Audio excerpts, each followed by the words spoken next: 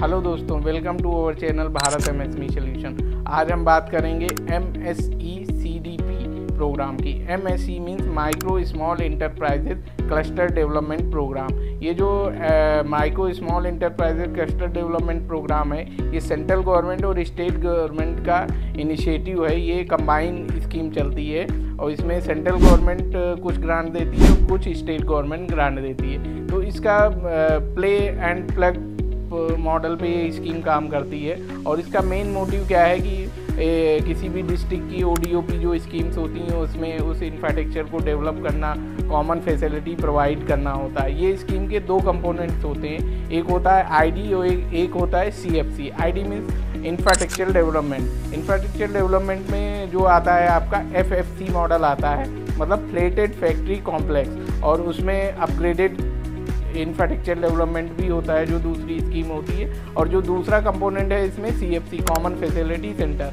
Common facility centre क्या होता है और एफएफसी मॉडल क्या होता है, इस पर मैं अभी डिटेल में बात करूंगा। पहले मैं बात करता हूं एफएफसी मॉडल की। एफएफसी मॉडल क्या है?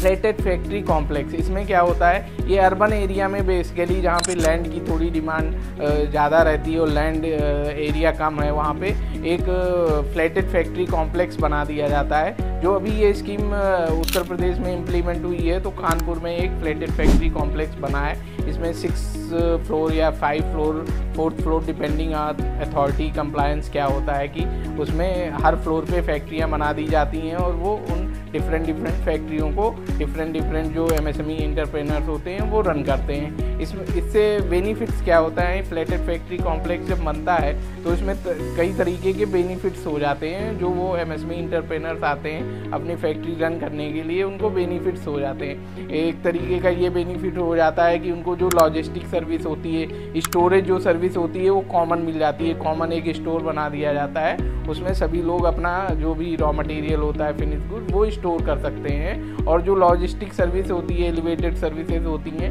वो एक कॉमन फैसिलिटी के रूप में हो जाती हैं। उसके अलावा जो इंफ्रास्ट्रक्चर से रिलेटेड बहुत सारी चीज़ें होती हैं, जैसे पावर है, वाटर सप्लाई है, फायर का जो रहता है पूरा सेटअप रहता है, प्लांट सेटअप रहता है, उसके बाद वाटर वेस्ट मैनेजमेंट है, ये कॉमन तरीके से अच्छे तरीके से वहाँ पे मैनेज हो जाता है। जो एफएफसी स्कीम ये पूरी होती है, फ्लैटेड फैक्ट्री कॉम्प्लेक्स ये बना के। और इस स्कीम में जो दूसरी स्कीम है, जो दूसरा कंपोनेंट है सीएफसी, कॉमन फैसिलिटी सेंटर। ये जो कॉमन फैसिलिटी सेंटर जो स्कीम है, ये 4 तरीके से डिवाइड की गई है। जैसे ये मैन्युफैक्चरिंग सेक्टर के लिए, फिर एग्रीकल्चर सेक्टर के लिए, सर्विस सेक्टर के लिए, आर&डी एंड लैब के लिए भी ये स्कीम है। सबसे पहले हम बात करते हैं मैन्युफैक्चरिंग सेक्टर के लिए।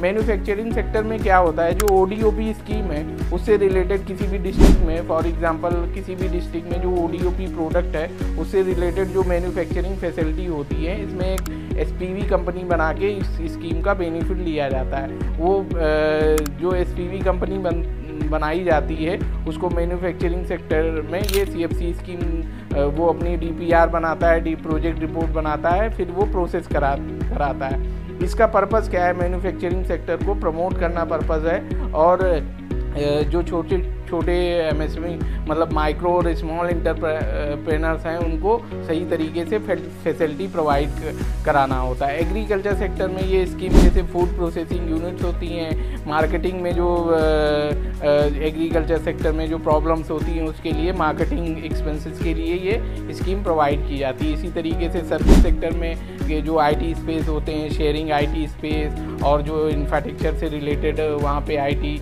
में जो डेवलपमेंट रहता है उससे रिलेटेड यहाँ पे सर्विसेज इस स्कीम के थ्रू दी जाती हैं और वो डेवलपमेंट के लिए गवर्नमेंट ग्रांट देती है। इसी तरीके से आर&डी, अगर कोई अपनी आर&डी यूनिट लगाता है या लैब सेटअप करता है तो उसके लिए भी ये फैसिलिटी गवर्नमेंट की तरफ से दी जाती है। अब इसमें फाइनेंशियल जो असिस्टेंस है, गवर्नमेंट की तरफ से जो फाइनेंशियल ग्रांट दिया जाता है वो किस तरीके से दिया जाता है, तो इसमें कुछ स्लैब बनाए गए हैं। सीएफसी के लिए अलग अलग स्लैब है। जैसे अगर आपका 10 करोड़ तक का प्रोजेक्ट रहता है तो उसमें जो स्टेट गवर्नमेंट का कंट्रीब्यूशन रहता है वो 15% रहता है, और फिर जो सेंट्रल गवर्नमेंट का रहता है फिर 10% कंट्रीब्यूशन आपका जो एसपीवी होती है उसका रहता है। इसी तरीके से अगर आपका प्रोजेक्ट 10 से 30 करोड़ के स्लैब में आता है तो उसमें एसपीवी का जो कंट्रीब्यूशन होता है वो 20% हो जाता है। डेट मीन्स कहने का मतलब ये है, इसमें जो मैक्सिमम ग्रांट गवर्नमेंट की तरफ से दी जाती है वो स्टेट गवर्नमेंट और सेंट्रल गवर्नमेंट को मिला के 90% प्रोजेक्ट कॉस्ट का आपको ग्रांट मिल जाता है। इसमें लैंड कॉस्ट भी इंक्लूड होता है, लेकिन लैंड कॉस्ट के लिए गवर्नमेंट ने कैपिंग कर रखा है कि मैक्सिमम प्रोजेक्ट कॉस्ट का 25% लैंड कॉस्ट, उससे इंक्रीज नहीं हो सकता। इसी तरीके से एफएफसी में मेन बेनिफिट ये है कि जो फ्लैटेड फैक्ट्री कॉम्प्लेक्स बनाया जाता है उसमें जो फाइनेंशियल बेनिफिट्स या ग्रांट दी जाती है गवर्नमेंट की तरफ से, उसमें आपका फ्लैटेड जो फैक्ट्री कॉम्प्लेक्स होता है उसमें जो एसपीवी का कंट्रीब्यूशन होता है वो 0 होता है। और इसमें अलग अलग स्लैब हैं, स्टेट गवर्नमेंट का 40% रहता है और सेंट्रल गवर्नमेंट का 60% रहता है। अब ये जो एफएफसी और सीएफसी स्कीम्स हैं ये काफ़ी अट्रैक्टिव स्कीम लग रही हैं, इसके बारे में ज़्यादा लोगों को पता भी नहीं है। इसकी पूरी जानकारी लेने के लिए आप हमारे ऑर्गेनाइजेशन से कांटेक्ट कर सकते हैं, हमें जाके व्हाट्सएप कर सकते हैं, हमारी ईमेल जो है उस पर ईमेल भी कर सकते हैं, हमारी वेबसाइट पे भी आप रजिस्टर्ड कर सकते हैं और हमारे ऑफिस में भी विजिट कर सकते हैं। अगर इसी तरीके की एमएसएमई से रिलेटेड जो भी पॉलिसीज़ आती हैं, न्यू स्कीम्स आती हैं या जो भी स्टार्टअप से रिलेटेड जो ग्रांट आती हैं और इस तरीके की आपको जानकारी चाहिए तो हमारे चैनल को सब्सक्राइब कर सकते हैं, वीडियो को लाइक कर सकते हैं, शेयर कर सकते हैं। बहुत बहुत धन्यवाद, थैंक यू।